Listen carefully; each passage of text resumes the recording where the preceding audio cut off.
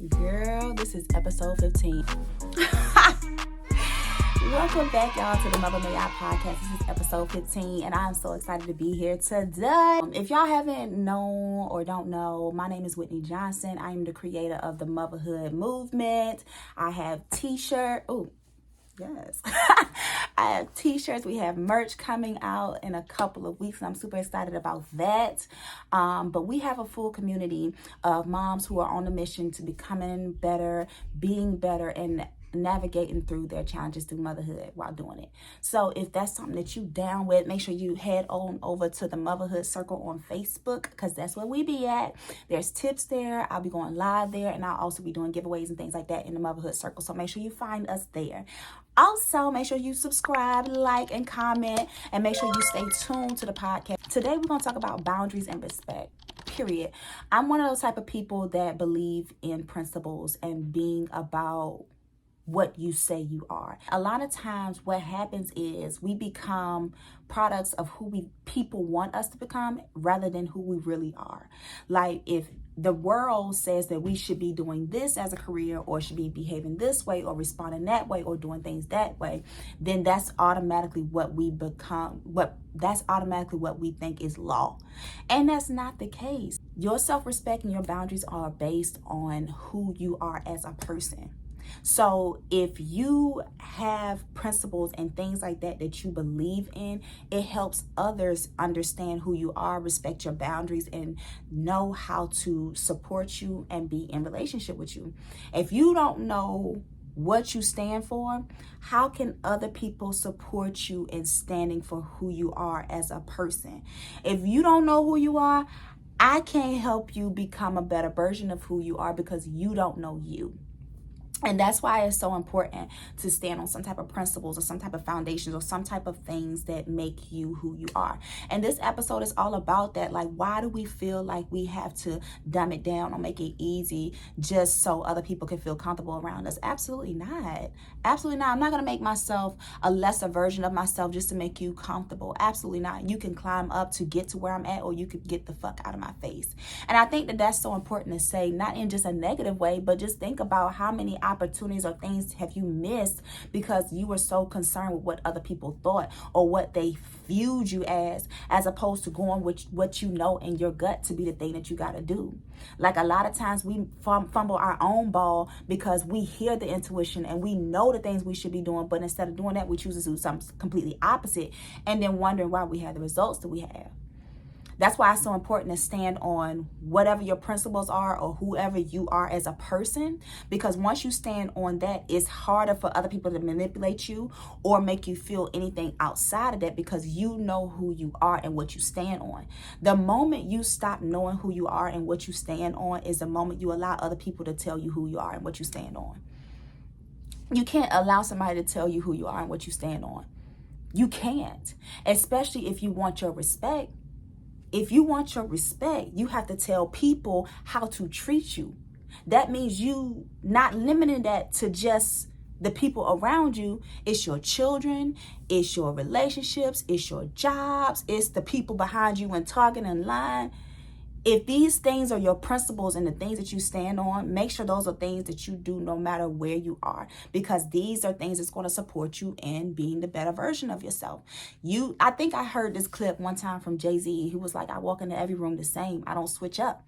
Like, that's the vibe. Like, why you need to switch up just because you in a room with so-and-so and so-and-so. Not saying you got to go in there and being all ratchet and ghetto and things like that, but I'm just saying be yourself and stand on who you are as a person, and don't let somebody else dictate that just based off of who they think you are. Like, who the fuck are they? You know what I'm saying? Like, who the fuck are they? So my thing is, when it comes to not only just relationships, but think about the type of things that you allow into your space. If you're always allowing yourself, and I say this because if you follow me on Instagram, you know I've gone through a weight loss journey. I used to be about 226 pounds at one point, and I've gone on a complete weight loss transformation. I've so far calculated 50 pounds, but I'm not sure where I'm at now because I stopped looking at the scale. But when I went through my weight loss journey and all the steps that I had to go through my weight loss journey, it took a lot of self-discipline. It took me determining what I wanted that goal to be. And I didn't, in the beginning, I had a number in my mind. I was like, I want to be at least, and I had that number in my mind, right? And my thing is I just focus on that number, focus on that number, focus on that number. But guess what? While I'm focusing on the number, guess what's happening? I'm not getting no results, boo. So I'm looking at this number, I'm like, damn, why the fuck is the scale not going? Like, I'm focused on, you know what I'm saying? But the thing is, I'm focused on the scale and not me. I had to focus on how I felt after I eat these meals. How do I feel in the morning when I eat my breakfast? What type of foods give me energy? What foods don't give me energy? And then once I determine that, now I can make the changes that are necessary for the scale to change, and I don't have to watch the scale all the time. And so my whole thing is, when it comes to understanding who you are as a person, that's why it's so important to set some type of foundation for what you expect and what you want. Because when you set a foundation for what you want and expect, you'll know it when you see it. And it's not no questioning, ain't no second guessing, ain't no nothing, because you know what it is.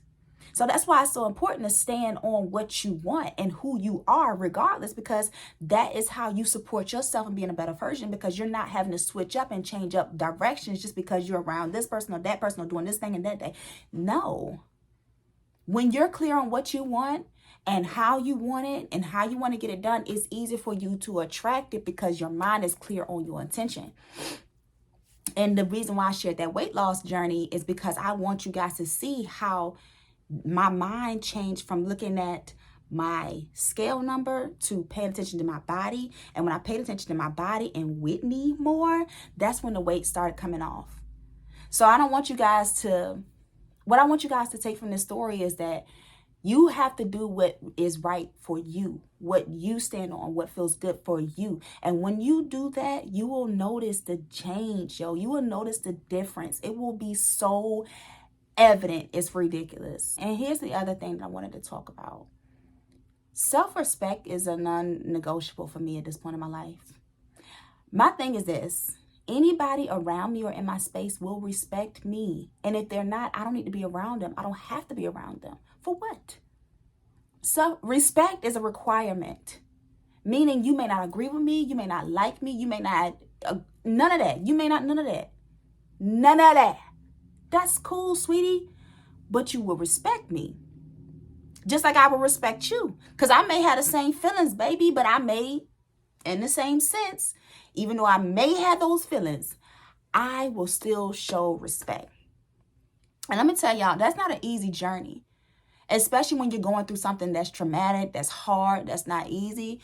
It's not always easy to be the bigger person. I ain't gonna lie to you. It's not always easy to be the bigger person. Sometimes you want to be like, baby, I'm with the shit. Let me keep it professional. Y'all know, right? So sometimes it gets to a point where you're like, we can take it however you want to take it. But you also have to realize this is why we go back to our principles and how we stand on things, right? You dabble into all these little petty little things that people try to throw your way, or the little things people try to say, or the little rumors and the little lies, and let them talk. Let these people talk. My thing is, when you popping, people gonna talk, sweetie. So if they're talking, you popping. That's one. Number two, they don't stop shit. People talking about stuff is fine, but they can't stop nothing unless you decide to stop. When you stop, you allow them to control how things move. But the moment you allow them to just talk, they're at a point where they just talking. And then you keep it pushing.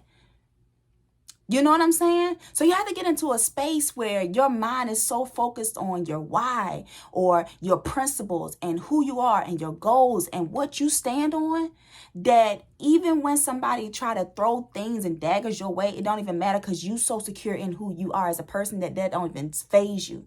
You got to come to that point in your life. And it's not easy, because I'm telling you, I get it. I'm one of those chicks that, like, we can take it however you want to take it, right? I don't like being that way. One, because it's not pretty. Two, because I honestly want to be in a space where I can help my people eat. Like, I want to be in a position where, I can pass things down to my children and they can have opportunities that I didn't have growing up. But that requires me to ditch the bullshit. That requires me to sometimes be the bigger woman, even when I don't fucking want to.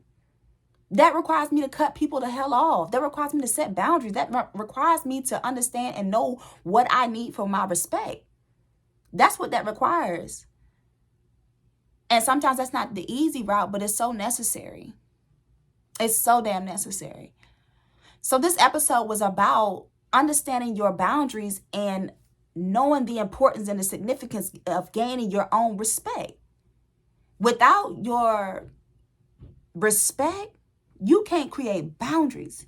You don't create boundaries, people can do whatever they want to you. And we're not doing that in 2022.